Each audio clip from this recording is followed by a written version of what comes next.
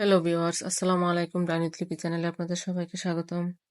আজকে নিয়ে আসলাম আমার ঈদের একটা রেসিপি। আমার বাসায় ঈদের জন্য চিকেন রোস্ট তৈরি করেছিলাম, সেই রেসিপিটাই আপনাদের সাথে শেয়ার করব।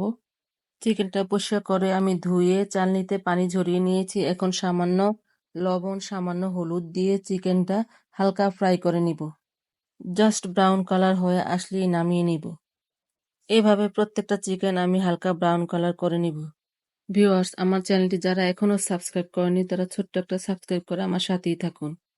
যারা অলরেডি সাবস্ক্রাইব করছে তাদেরকে অসংখ্য ধন্যবাদ। আমার চিকেনটা অলমোস্ট ফ্রাই করা শেষ। আমি চুলায় কড়াই বসিয়ে এখন পরিমাণ মতো সয়াবিন তেল অ্যাড করে দিলাম। তারপর 1 কাপ পেঁয়াজ অ্যাড করে দিলাম। পেঁয়াজ ব্রাউন কালার হয়ে আসলে একে একে আদা রসুন পেস্ট পরিমাণ মতো অ্যাড করে দিলাম। তারপরে অ্যাড করলাম চীনা বাদাম, কাজু বাদাম, কাঁচা মরিচ আমি পেস্ট করে রেখেছি, পুরোটাই অ্যাড করে দিলাম।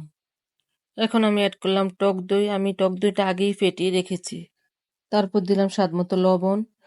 একটা রাঁধুনি রোস্ট মশলার প্যাকেট আমি পুরোটাই অ্যাড করে দিলাম। এখন সামান্য একটু গরম পানি অ্যাড করে নিব। এখন একে একে আস্ত গরম মশলাগুলো অ্যাড করে দিলাম আমি, লং, এলাচ, তেজপাতা। এখন আমি মশলাটা ঢাকা দিয়ে খুব ভালোভাবে কষিয়ে নিব প্রায় 8-10 মিনিটের মতো। আমার মশলা কষানোটা অলমোস্ট ডান। এখন আমি চিকেনটা অ্যাড করে দিব। আমি পাশের চুলে আগেই গরম পানি বসিয়ে রেখেছি রোস্টের জন্য। এখন আমি গরম পানিটা অ্যাড করব পরিমাণ মতো। আসলে আমার চিকেনের সাইজটা একটু বড় ছিল, তাই পানিটা একটু বেশি দিয়েছি।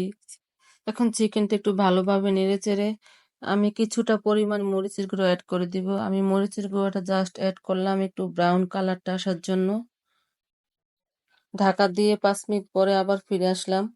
এখন আমি 1 কাপ পরিমাণ তরল দুধ অ্যাড করে দিলাম। তারপরে 1 চামচ সয়া সস আর 1 চামচ কেওড়া জল আমি অ্যাড করে দিলাম। আমার রান্না অলমোস্ট ডান। এখন আমি ফালি করা কিছুটা কাঁচামরিচ অ্যাড করে দিয়ে জাস্ট পরিবেশনের জন্য নামিয়ে নেব। এখন আমি চিকেন রোস্টটা আমি একটা ডিশে সাজিয়ে নিব সুন্দর করে। আপনারা স্ক্রিনে লক্ষ্য করলে হয়তো বুঝতে পারবেন। আজকের মতো আমার ব্লগটা এখানেই শেষ। আপনারা সবাই ভালো থাকবেন, সুস্থ থাকবেন। সবাই সবার প্রতি দোয়া করবেন। আল্লাহ হাফেজ।